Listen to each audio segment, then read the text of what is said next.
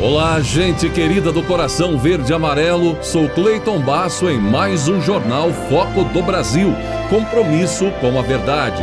E vamos agora às notícias desta edição. O presidente Jair Bolsonaro, em sua conversa com apoiadores na manhã desta sexta-feira, aproveitou para fazer um desabafo sobre a determinação do ministro Luiz Roberto Barroso de que o Senado instale CPI, uma comissão parlamentar de inquérito para apurar ações, e eventuais omissões do governo federal no combate à pandemia de Covid-19. No dia anterior, o presidente Bolsonaro chegou a dar declarações, falou sobre o assunto. Segundo ele, ligou o tema Barroso e a bancada de esquerda do Senado.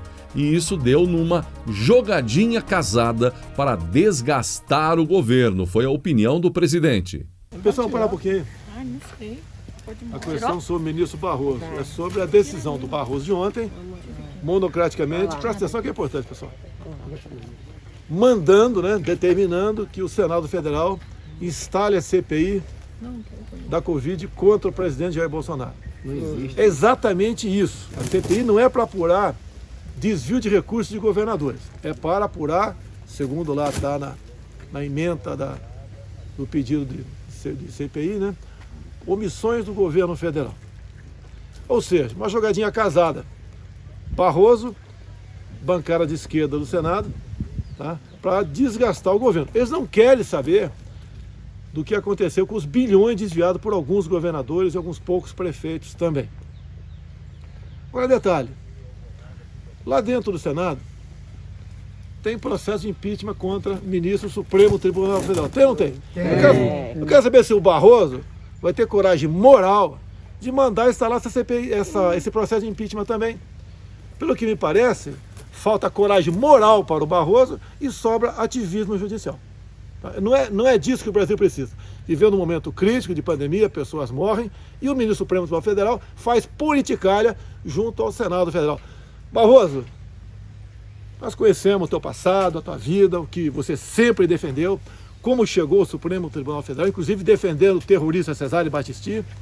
Então, use a sua caneta para boas ações em defesa da vida e do povo brasileiro, e não para fazer politicalha dentro do Senado Federal. É isso aí, presidente. Se tiver moral, um pingo de moral, ministro Barroso, mande abrir o processo de impeachment contra alguns dos seus companheiros do Supremo Tribunal Federal. Boa, garoto! É isso aí, doutor! Aí, gente, repercussão, não é? Vamos saber mais sobre essa determinação do ministro Barroso, diretamente de Brasília.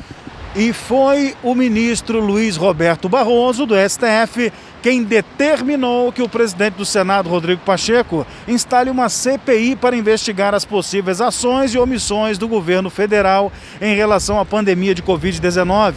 O pedido de instalação da CPI havia sido protocolado no dia 4 de fevereiro e atualmente conta com o apoio de 32 senadores, mais do que o mínimo necessário de 27 assinaturas.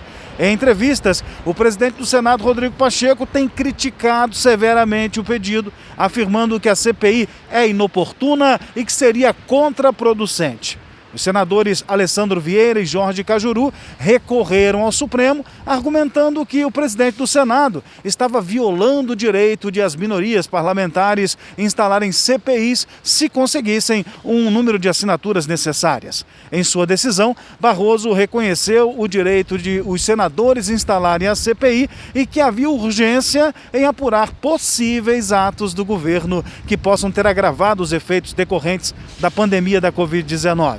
Barroso já submeteu a sua decisão ao plenário virtual da Corte, onde todos os ministros inserem seus votos de forma eletrônica, sem a necessidade de debate. Os votos poderão ser depositados entre os dias 16 e 26 de abril. O presidente Jair Bolsonaro afirmou que o STF interfere em poderes ao mandar abrir CPI da Covid. Bolsonaro sugeriu que o Senado paute os pedidos de impeachment de ministros do Supremo. Pois bem, com frequência, as CPIs não chegam a um resultado prático, não é verdade? Mas tem o potencial para provocar desgastes ao governo. Sendo assim, eu encerro a minha participação com apenas uma pergunta. Seria essa a motivação real desses senadores? Provocar desgastes? Agora, engraçado, né? Eu não vejo nenhum deles bradando por aí, né? Contra, por exemplo, esse reajuste vergonhoso no plano de saúde de 50 para 135 mil reais. Eu estou aqui me esforçando para acreditar nas verdadeiras intenções positivas dos nossos nobres senadores. De Brasília, Fábio Santos. E ainda sobre esse assunto, o ministro das Comunicações, Fábio Faria, se manifestou sobre a decisão do ministro da Corte e aí que ordenou, né, a instauração de uma CPI, e isso causando muita polêmica. Segundo o ministro Fábio Faria, será uma vitória antecipada para o presidente Jair Bolsonaro nas eleições de 2022.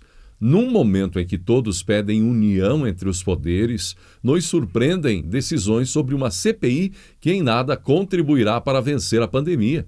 Nossos esforços não deviam estar concentrados em combater a Covid-19 e vacinar os brasileiros? É hora de união, não de politização e caos, escreveu o ministro das Comunicações, Fábio Faria, no Twitter. Ele disse: se forem investigar omissões e desvios na pandemia, será uma vitória antecipada do presidente Jair Bolsonaro que vai comprovar uma atuação responsável e íntegra. Vão atirar no que acham que viram e acertar no que não estão vendo, disse Faria. Há muitas suspeitas, denúncias, não é? A própria Justiça investiga casos nos estados e municípios. Vários estados e municípios em situações de desvio, de problemas, de licitações, e se apurar de fato tudo isso, sem dúvida, seria um verdadeiro festival de corrupção em muitos e muitos lugares. Mas será que o objetivo é esse? Parece que não. O objetivo mesmo é pegar o presidente. Se vão conseguir ou não, vamos ver no que vai dar. Após as declarações do presidente Jair Bolsonaro sobre o assunto, o Supremo Tribunal Federal divulgou uma nota em que diz que toma decisões conforme a Constituição e as leis.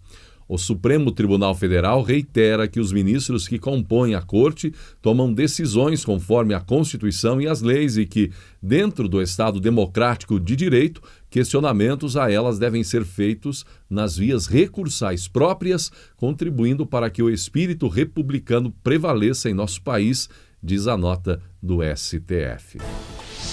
O ministro Fábio Faria intermediou um momento importante. O que o presidente Jair Bolsonaro, recebeu a primeira videochamada da América Latina utilizando a tecnologia 5G de conectividade móvel. Um 5G puro, com rede independente e de maior qualidade.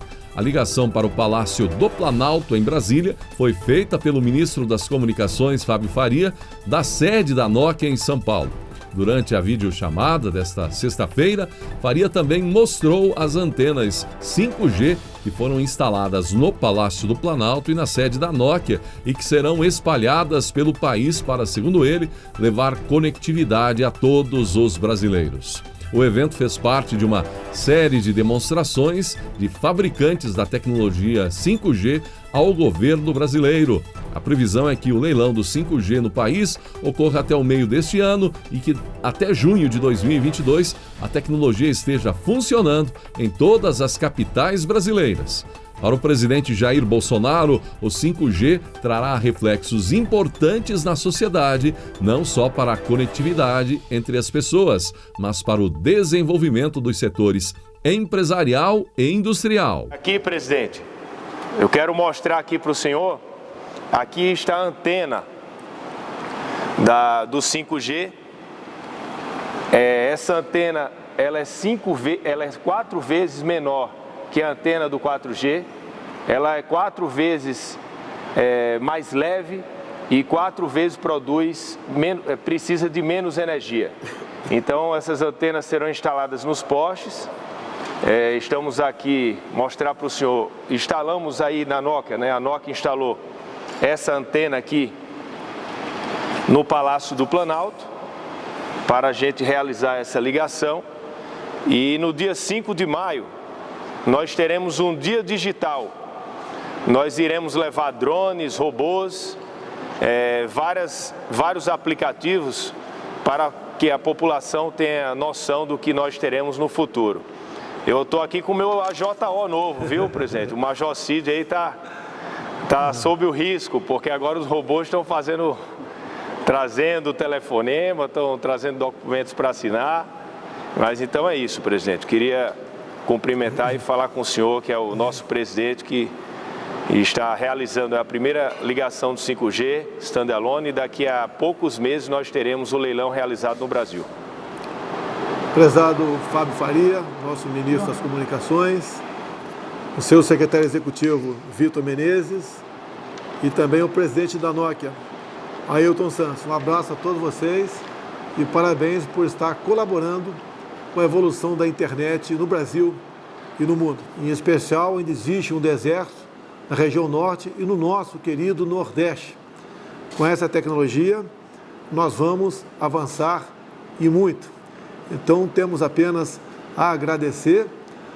Da nossa parte, faremos o máximo do possível e até mesmo impossível para conseguirmos adquirir essa tecnologia que terá um reflexo em toda a sociedade brasileira, não só no tocante a questões sociais, as conversações entre as pessoas, entre famílias, bem como na empresa, né, na indústria brasileira. 45 milhões de brasileiros que não têm acesso à internet, e desde o dia da minha posse eu recebi como missão sua para que a gente pudesse levar conectividade para todos os brasileiros. Isso será possível após o seu comando, e que nós iremos realizar agora o leilão em parceria com a Nokia também, que já tem feito aplicações em vários lugares do Brasil. O presidente Jair Bolsonaro participou da cerimônia de posse do almirante Almir Garnier Santos no comando da Marinha.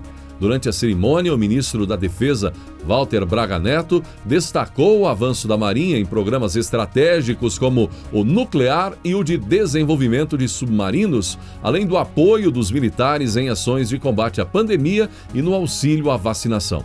Já o novo comandante, bastante emocionado, destacou sua trajetória de 50 anos na Marinha, o apoio da família e os valores da força. Excelentíssimo senhor presidente da República, Jair Messias Bolsonaro, legal e democraticamente entronizado pelo povo brasileiro como comandante supremo das Forças Armadas, apresento-me ao seu serviço, muito honrado por ter sido designado para a nobre missão de comandar a invicta Marinha de Tamandaré. Tenho 60 anos, dos quais vivi 50 na Marinha do Brasil. Graças à Marinha, aprendi a ser torneiro, carpinteiro, eletricista, soldei cavernas em meus primeiros navios, as fragatas Independência e União, construídas no mesmo arsenal de marinha onde iniciei meus estudos. Dirijo-me a toda essa excelsa tripulação da Marinha do Brasil, bradando do mais alto passadiço de manobra: geral de passadiço, manobra comigo. Sota timoneiro, máquinas adiante toda força. Timoneiro, leme em direção ao futuro. Viva a minha, a sua, a nossa Marinha do Brasil. Muito obrigado. Durante a cerimônia realizada no grupamento de fuzileiros navais em Brasília, o presidente Jair Bolsonaro ele preferiu não discursar. Além dele e do vice-presidente Hamilton Mourão, também participaram os ministros Luiz Eduardo Ramos e Carlos Alberto Franco França. E na cerimônia, gente, um incidente com um ministro logo atrás de onde o presidente Jair Bolsonaro estava foi encarado com bom humor pelo ministro envolvido.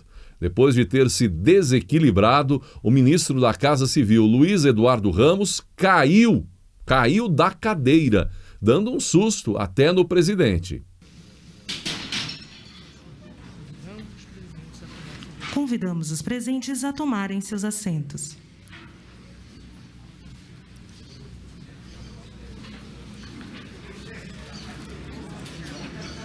Aí, o ministro Luiz Eduardo Ramos, ele mesmo brincou com a situação e disse que continua firme no cargo. A cadeira caiu, mas eu continuo firme como ministro, afirmou ele a repórteres. Ele almoçou no Palácio do Itamaraty, ao lado do presidente Jair Bolsonaro e do chanceler Carlos Alberto Franco França. A deputada Bia Kicis não desiste. Ela divulgou uma campanha virtual em defesa do voto impresso e auditável.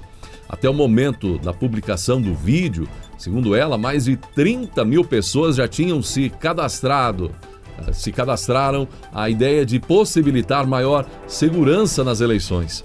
A parlamentar é autora, de uma proposta de emenda à Constituição sobre o tema. O texto já foi aprovado na Comissão de Constituição e Justiça da Câmara e agora deve ser discutido em uma comissão especial. É importante saber que, ao contrário do que alguns dizem, o Brasil não embarcaria num retrocesso com o retorno do voto impresso, né? Não seria o fim da urna eletrônica, muito menos voltar àquele tempo antigo de cédulas e tal, caneta. A emenda constitucional em curso não prevê o fim da urna eletrônica, mas sim a exigência de um comprovante emitido pela sessão eleitoral após o clique na urna eletrônica. Mais ou menos ali um papel que permita uma futura auditagem. O voto seria via urna eletrônica, normalmente como acontece, exatamente igual, mas teria a impressão deste comprovante após a conferência do voto pelo eleitor. O comprovante iria então para uma urna lacrada para eventual auditoria futura. O curioso caso do Texas, nos Estados Unidos, e o corte nas restrições e a queda dos casos de Covid-19. Texas é um enigma a ser desvendado nessa pandemia. O estado americano completou um mês de relaxamento das medidas restritivas da Covid-19.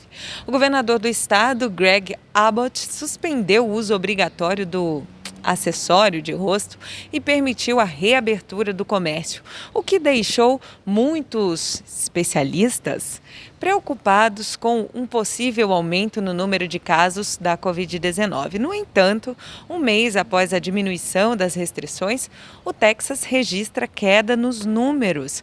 Desde o início da pandemia até o dia 7 deste mês, o Texas registrou 49 mil óbitos, entre pouco mais de 2,8 milhões de casos confirmados de Covid-19. Nas últimas 2 semanas, houve queda de 10% no número de novos casos e de 38% no índice de mortes pela doença. As hospitalizações tiveram redução de 17% nesse período. Nos Estados Unidos, como um todo, a queda foi de 31% no número de óbitos e de 6% nas internações em hospitais causadas pelo coronavírus no mesmo período. Até o dia 8 de abril de 2021, 30% dos moradores do Texas haviam recebido uma dose da vacina contra o novo coronavírus, enquanto 17% foram completamente imunizados. Isso segundo dados do Centro de Controle de Doenças, o CDC dos Estados Unidos, ou seja, o estado do Texas não vacinou nem metade da população. E no país inteiro, 33,7% da população receberam a primeira dose do imunizante, enquanto 19,9% receberam a segunda dose. Contra fatos, não há argumentos. Não é assim que se fala? Pois é. Na prática, o Texas está desmentindo a narrativa de que o lockdown é muito eficiente. Para alguns, junto com a vacina, é até o único remédio. De Brasília, Andréa Luiza Matias. Enquanto no Texas os resultados com o fim de restrições severas são animadores, aqui a Justiça, você viu, decidiu, como foi muito polemizado, divulgado, que prefeitos e governadores podem proibir a realização de cultos religiosos presenciais para conter a disseminação da Covid-19. Foi a ideia. A decisão da Corte não obriga o fechamento total dos templos religiosos. No entanto, a partir de agora, os governadores e prefeitos que quiserem adotar a medida estão liberados pela Corte, pela Justiça. No início da sessão que decidiu isso, o ministro Nunes Marques votou pela ilegalidade dos decretos que determinam o fechamento total de templos. Segundo o ministro, além da crise de saúde provocada pela pandemia, o país também passa por uma crise nos direitos individuais e coletivos. Para Nunes Marques, a Constituição não pode ser descumprida temporariamente. Criou-se uma atmosfera de intolerância na qual não se pode mais falar sobre os direitos das pessoas, porque isso é logo taxado de negacionismo e outros ismos semelhantes numa monótona cantilena que pretende transformar em óbvio o que é apenas uma opinião, afirmou Nunes. Apenas ele, Cássio Nunes Marques e também o ministro Dias Toffoli votaram contra a liberação da possibilidade de prefeitos e governadores fecharem igrejas. Muitos religiosos não gostaram do resultado. O deputado pastor Marco Feliciano considera ilegítima a decisão da Corte que permite que estados e municípios proíbam realização de celebrações religiosas presenciais e afirma que vai denunciar o Brasil à Comissão Interamericana de Direitos Humanos por perseguição religiosa aos evangélicos. Os evangélicos brasileiros estão sofrendo perseguição religiosa por parte de autoridades que fazem oposição ao governo federal, afirma Feliciano. Na condição de ex-presidente da Comissão de Direitos Humanos da Câmara dos Deputados, denunciarei o Brasil na Comissão Interamericana de Direitos Humanos. Como disse, ele afirma isso e não é só ele. Também temos aí, gente, padres, vídeos repercutindo de que o Brasil estaria ficando parecido com Venezuela, Cuba e outros lugares, mediante decisões como essa que estamos vendo aí. Muitos padres e pastores acreditam que o que está em jogo hoje em dia não é a questão de pode ou não pode fechar, mas as garantias da Constituição acerca da inviolabilidade do local de culto e, sobretudo, a respeito de quem tem o poder de fechar. Além de que, parece que não estavam satisfeitos em colocar todo o peso da pandemia nas costas do presidente, agora também querem colocar as igrejas, tanto evangélicas quanto católicas, tanto pastores quanto padres, no banco dos réus. O ministro da Saúde, Marcelo Queiroga, esteve no Rio Grande do Sul, onde se disse vacinado contra intrigas. Queiroga, que visitou o Grupo Hospitalar Conceição, em Porto Alegre, elogiou, a diplomacia brasileira em busca de vacinas e negou que o Brasil seja uma ameaça internacional por causa do coronavírus. O novo ministro da Saúde ainda disse ser favorável à aprovação pelo Congresso de aval para a compra de imunizantes pela iniciativa privada. Após a visita, o ministro falou sobre a possibilidade de compra de vacinas por empresas. Uma vez que existe lei, precisa cumprir. Não vou me manifestar sobre decisões do Congresso Nacional. Lei é para ser cumprida e, se houver apoio da iniciativa privada, melhor. Não é o momento de ficar. Porque o privado vai furar a fila. É preciso parar com isso. Vamos nos unir, declarou. Com razão, inclusive, Queiroga.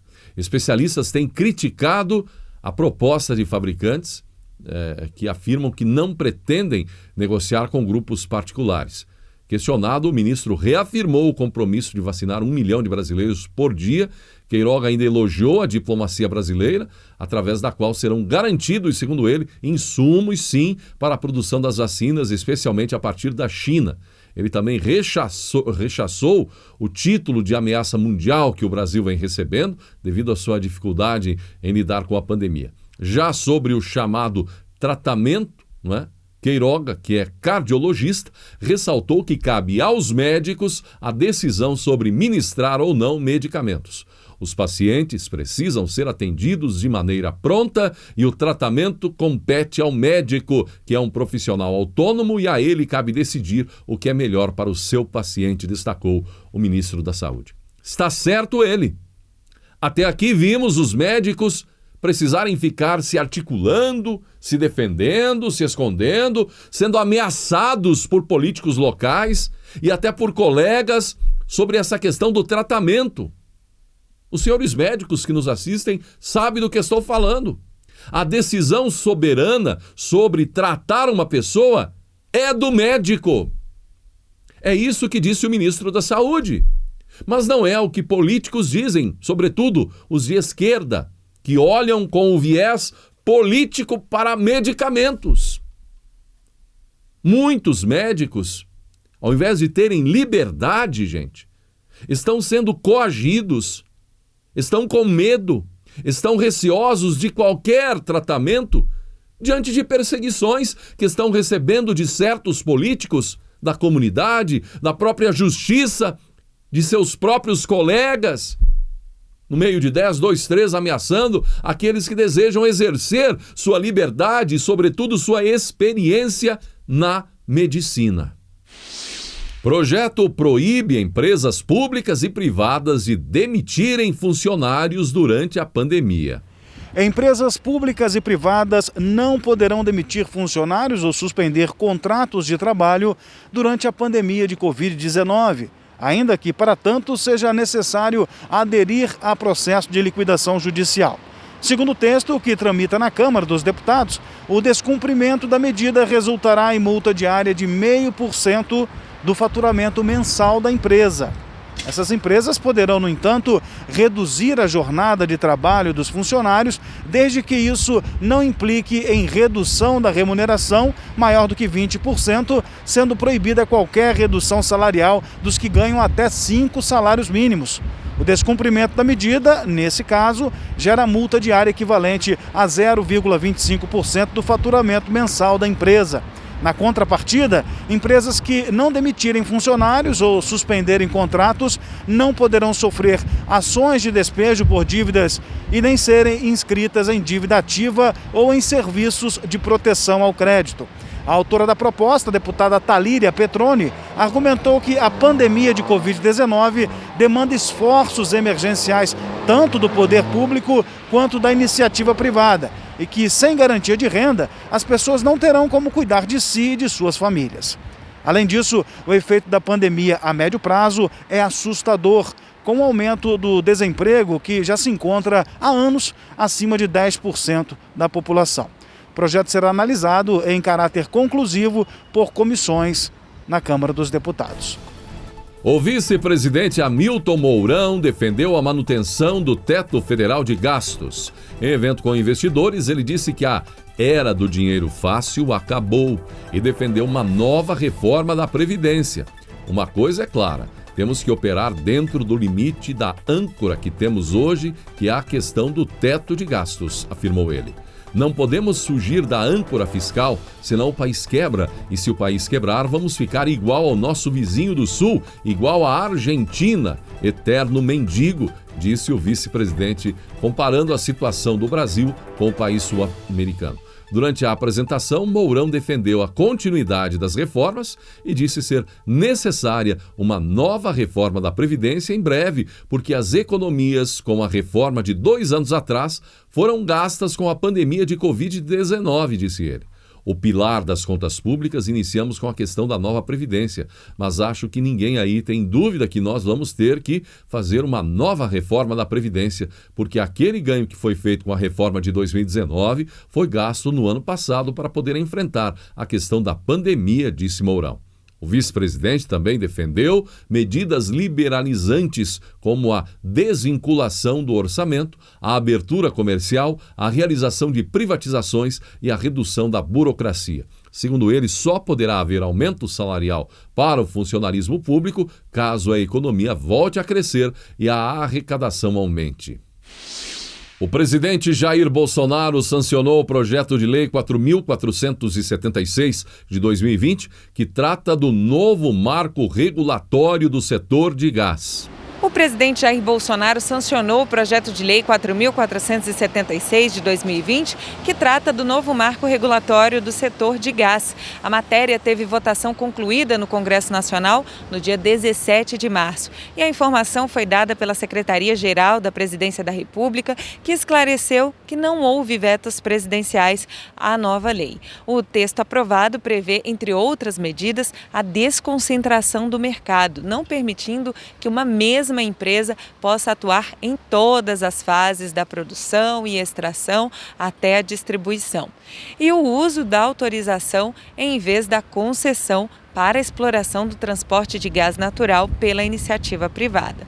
O novo marco regulatório do gás diz ainda que as autorizações não terão tempo definido de vigência e podem ser revogadas somente a pedido da empresa nas seguintes situações: se ela falir ou descumprir obrigações de forma grave, se o gasoduto for desativado ou se a empresa interferir ou sofrer interferência de outros agentes da indústria do gás. De acordo com as novas regras, caso haja mais de um interessado para a construção de um gasoduto, a Agência Nacional do Petróleo, Gás Natural e Biocombustível, a ANP, deverá realizar processo seletivo público. O governo federal informou que as estimativas projetadas pela empresa de pesquisa energética, EPE, são de que este novo marco regulatório gere investimentos entre 50 bilhões e 60 bilhões de reais com a produção de gás natural triplicando até 2030. A nova lei do gás poderá gerar 4 milhões de empregos em 5 anos e acrescentar 0,5% de crescimento ao PIB nos próximos 10 anos. Agora, o que nós, pobres mortais, que na maioria dos casos usamos o gás lá na cozinha de casa, queremos saber é: e daí? E daí é que uma notícia que poderia estar sendo muito comemorada por todo mundo é vista com certo ceticismo por aqueles que têm no orçamento doméstico algo que pesa. E esse algo é justamente o gás de cozinha, que sofrerá 39% de aumento a partir de 1º de maio. Recentemente, o presidente Jair Bolsonaro comentou sobre esse reajuste e, segundo ele, isso é inadmissível. Em discurso, Bolsonaro enfatizou que não vai interferir na Petrobras, mas que pode mudar essa política de preço lá. Bolsonaro disse que a empresa, mais do que transparência, precisa de previsibilidade, demonstrando a insatisfação com o aumento do preço de gás de cozinha, que em geral aperta mesmo é o pobre, só para variar. Então, em um momento que poderíamos estar comemorando aqui a redução no preço do gás, temos aí essa notícia de mais um aumento, 39%. De Brasília, Andréia Luiza Matias. E no final da sua agenda desta sexta-feira, o presidente Jair Bolsonaro teve mais uma conversa com apoiadores. Presidente, aqui, por favor, estou tremendo demais. O senhor pediu a Pode filmar que do está Casadei? Presidente, muito obrigado pela sua atuação. Acho que tem uma curiosidade com vocês também de chegar ao final, né? Afinal de contas, não passa tudo que eu sei, que não foi da cabeça dele. Ele foi um instrumento para tentar me matar, só isso, mais nada. E eu acho que dá para chegar nos mandantes. Eu acredito que a Polícia Federal vai desvendar esse crime no dia. Sabe o que está acontecendo de muito ruim? As escolas materno-infantil. Elas que cuidam das crianças, dos médicos, dos enfermeiros, dos empresários, de todo mundo para deixar a criança em casa. Olha, tudo pessoal, fechado, um ano sem aula, entrando no segundo. Imagine qual é o futuro dessa molecada aí. Não, tá perdendo. E as crianças que têm 2 anos. O caso de problemas graves com criança é 0,0 alguma coisa. Pois é, e as materno-infantil está tudo fechada também. O pessoal está desesperado, inclusive te mandaram um abraço. Professora do Rio Grande do Hoje Sul. conversei com o ministro da Educação, ele vai dar um parecer favorável à volta às aulas no Brasil. É necessário. Até para atender um grupo de professoras de São Paulo. Tá? O pessoal cai na real. As professoras o problema do Rio Grande do Sul existe, também tem que tomar os cuidados, mas você não pode ficar em casa até quando? E as professoras do Rio Grande do Sul também estão apavoradas lá, estão muito desesperadas. Presidente, tem nada a fazer contra o governador de São Paulo, eu sou de lá, sou do interior de São Paulo. A gente fala parmito também. É uma calça mais folgada para ele. Não, mas aí não adianta, porque ele tira toda hora, não adianta. Agora não tem como tirar de lá, hein? Tem impeachment. Pessoal, eu peguei um Brasil com muitos problemas, vamos resolvendo, pintou essa pandemia, o Supremo deu poder para governadores e prefeitos conduzir essa política. Você viu que o Barroso deu uma liminar para seja instalada uma CPI do Covid para investigar eu dei dinheiro para os caras, muitos sumiram com o dinheiro, eu sou investigado. Não tem cabimento realmente uma interferência dessa no Legislativo para atingir o chefe do Executivo. Só para isso. Agora, os processos que tem lá de pedir impeachment, colega do Supremo, ele fica quieto. Tem uma meia dúzia de governadores aí também, já e nada, né? Aí não é com o Supremo, não. Se Deus quiser, vai dar tudo certo. Só foi alguma pergunta? Não, né? Chega, né? Bom descanso. Você já ganhou o dia de manhã Bom descanso, Michele. Bom descanso. Um abraço. Obrigado. Um artigo publicado na revista Seleções há muito tempo inspira a seguinte reflexão: uma linda lição de vida. Conta o diretor de uma agência funerária que em sua profissão tinha visto enterros de todos os tipos, mas nenhum o havia comovido tanto quanto o do velho Henke, o homem mais desprezado da sua região. Um dia, o prefeito comunicou-lhe que o velho Henke morrera e pediu-lhe para que se encarregasse do funeral. O enterro não seria muito concorrido, pois havia muita gente que teria satisfação em ver aquele velho sob 7 palmos da terra. Henke vivera durante muitos anos numa cabana solitária, tendo por únicos companheiros 5 ou 6 cães vadios. Cercara bem o seu terreno e não permitia a entrada de ninguém. Uma vez por semana, vinha à cidade comprar alimentos e embebedar-se. E, além de tudo, era brigão. Um por um, os habitantes foram se voltando contra o infeliz que ficou conhecido como o homem que todos odiavam. O velho Henke não era muito religioso aparentemente, mas de acordo com os costumes, o agente funerário pediu a um pastor que fizesse a cerimônia. Não vai ser fácil não para o senhor.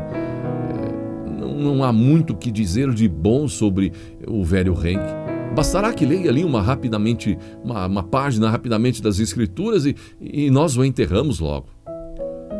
O pastor, alma generosa, respondeu-lhe, dizendo nunca ter conhecido alguém que não tivesse um lado bom. No dia seguinte, o pastor e o diretor almoçaram juntos no restaurante. Falaram com a proprietária, então, sobre o velho. A senhora sabe de alguma coisa boa a respeito dele? Perguntou o pastor. A mulher, então, embora surpreendida pela pergunta, respondeu logo com suavidade. Agora já posso contar o segredo do velho Henke. E tirando uma caixa escondida sob o balcão, continuou. Sabe, durante muitos anos, o velho comeu aqui quando fazia sua visita semanal à cidade. Todas as vezes deixava comigo algum dinheiro para que eu guardasse a fim de comprar presentes no Natal para as crianças pobres. Vejam, há quase $40. Ele sempre completava 50 no Natal. Naquela tarde, o edifício da prefeitura estava cheio de curiosos. O pastor pediu para que os alunos da escola em frente fossem dispensados até para assistir ao funeral, para dar volume. Quando as crianças chegaram, o pastor encaminhou-se para o caixão e iniciou o serviço. Disse mais ou menos o seguinte: Henke, aqui viemos para enterrar-te. Há muita gente, mas são bem poucos os que lamentam a tua partida. O caixão está nu, pois ninguém teve o gesto de colher nem mesmo algumas flores silvestres para enfeitá-lo. Mas, meu caro Henke, eu jamais enterrei alguém sem uma homenagem de flores e tu não serás o primeiro. Tu tens, afinal de contas, alguns amigos aqui presentes, embora eles nunca te tivessem conhecido. Voltou-se para as crianças e perguntou quais as que haviam recebido no Natal presentes enviados por um amigo desconhecido. Um murmúrio de surpresa percorreu o auditório quando 21 crianças subiram para perto do caixão. Disse-lhes então o pastor que o velho Henke era o amigo desconhecido. Pediu-lhes que se dessem as mãos e fizessem uma roda em volta do caixão. Henke prosseguiu, vendo, sentindo, sei lá como, mas pelo menos o seu corpo participando daquele momento. E o pastor então disse: Henke, você tem de fato alguns amigos aqui, mas eles não conheceram você a tempo de trazer-te flores. Em todo caso, formaram aqui uma grinalda das mais belas flores que crescem no jardim de Deus. As crianças, às quais tu proporcionaste momentos de felicidade. Os mais belos gestos, gente, eles não são divulgados, eles não são vistos, eles são sentidos, eles mudam a vida das pessoas. Pense nisso. E lembre-se dessa história que foi publicada em 1948 na revista Seleções e hoje circula na internet, de autoria desconhecida, mas pelo jeito uma história real. Chegamos ao final desta edição do Jornal Foco do Brasil. Gratidão pela sua atenção e que Deus abençoe a você e a sua família.